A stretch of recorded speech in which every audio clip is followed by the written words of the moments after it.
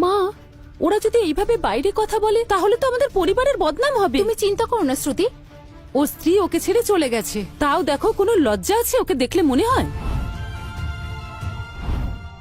ও বাবা, এত গল্প আছে। তুই কেন এরকম অবাক হচ্ছিস? তোর সাথে তো এরকমটাই হওয়ার ছিল। সবকিছু ঠিকঠাকই চলছিল, কিন্তু তুমি আসার পরেই এত সমস্যা হচ্ছে। ছি, ভালো একটা অনুষ্ঠান নষ্ট করে দিল একেবারে। এর জন্য কি আমি দায়ী মা? তুমি ছাড়া আর কে? ঠিক আছে, আমি সব ক্ষমা করে দিচ্ছি, কিন্তু যেভাবে এখানে বলছো সেভাবে ওদের কাছে গিয়ে বলে যদি আমার নাতি নাতনিদের কিছু হয় তাহলে আমি তোমাকে ছেড়ে দেব না। মা, আমার ছেলেরা তো তোমারও নাতি, তাই না? ওরা আমার নাতি নাতনি, ভিখারিদের মতো দেখতে। এসব কি বলছো? চুপ করো, সবার সামনে আমি বলছি, এখন থেকে ওর সঙ্গে আমার আর কোনো সম্পর্ক নেই। এখন থেকে ও আর আমার কেউ নয়। মা, স্নেহা, মা এমন করে কথা বলছো কেন? হ্যাঁ, তুমি না থাকলে আমরা সবাই শান্তিতে সুখে থাকতাম। মা, আমি তো তোমাদের জন্য কত কিছু ত্যাগ করেছি। আমি স্কুলে যাইনি, কলেজেও যাইনি,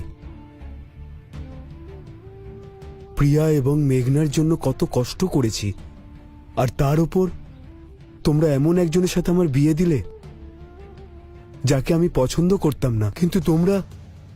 হ্যাঁ, আমি তোমার মা, আমি যা বলবো তোমায় শুনতেই হবে। মুখ বন্ধ করে এখান থেকে যাবে নাকি মার খেয়ে যাবে?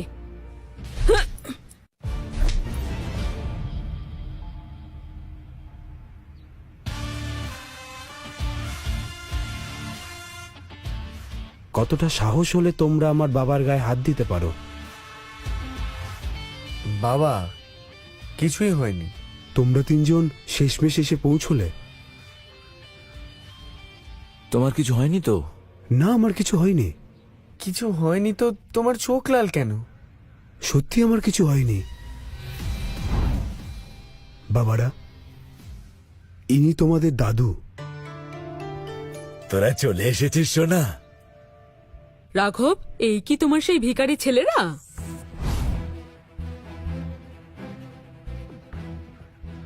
আপনি কে? কি? আমি তোমাদের দিদা। দিদা? আমি তো জানতাম ঠাকুমা। আমি যা বলেছি তাই ঠিক, এরা সবাই এক একটা অকেজো। মুখ সামলে কথা বলুন। দিদা বলে কিন্তু ছেড়ে দেব না, সম্মান নষ্ট হয়ে যাবে। বয়স্কদের সঙ্গে এইভাবে কথা বলছো? কোনো শিক্ষা দীক্ষা নেই? আমাদের দিদার সাথে এইভাবে কথা বলছিস? বেশি চেঁচামেচি করলে কি তোরা বড় হয়ে যাবে? ভুলে যেও না কোথায় দাঁড়িয়ে আছো।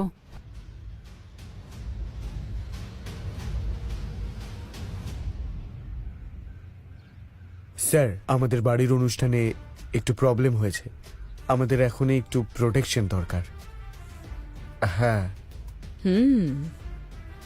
তুমি যাকে খুশি ফোন করো, তাতে আমার কিচ্ছু যায় আসে না।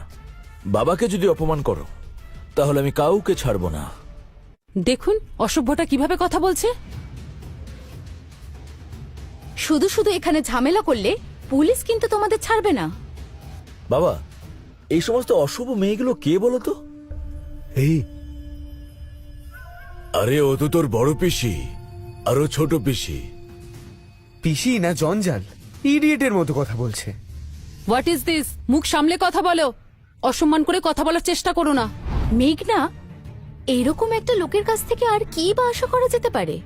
তুমি যদি তোমার মুখ বন্ধ না করো তাহলে আর খাবারের জন্য তোমার মুখ থাকবে না। এই, সীমা ছাড়িয়ে যাচ্ছ কিন্তু।